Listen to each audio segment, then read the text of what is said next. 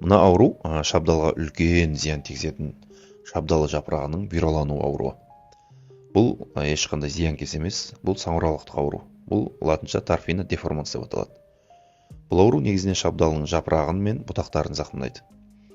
Ауру шабдалының жапырағын бүйралап қуратып, түйнектерінің түсіп қалуына себебін тигізеді. Бұл аурудың зияндылығы сол, бір жылы бұтақтардың қуруына себеп болады, және келер жылы шабдалының түйін салмауын болдырады. Яғни түйін салмауы мүмкін келер жылы. Оған зақымданған шабдалдар. Бұның дамуына ең жақсы жағдай плюс 10 градус пен плюс 26 градустың аралығы. Яғни плюс 26 градустың жоғарылаған температура бұл аурудың дамуы және бұл таралуы тежеледі.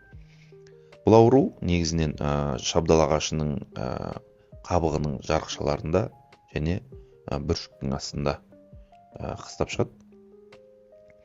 Бұл ауруды мен енді күресудің шараларына келетін болсақ, бұны күзден бастаған абзал. Мысалы қараша айында 500 грамм карбамидті 10 литр суға ерітіп, оны бүкіл ағашқа шашып шығатын болсаңыз, сабағына, тамырмаңын, сол үшін бүкіл жерді жаңағыдай шашып шығатын болсаңыз, карбамид ерітіндісін ол қыстап шығайын деп жатқан саңырауқұлақтарды күйдіріп тастайтын болады.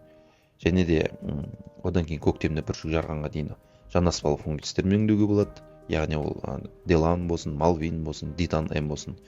Ол болмаса тиімді жолының бірі бардос сұйықтығын, яғни 300 грамм бардос сұйықтығын 10 литр суға ерітіп, оны шашатын боласыз.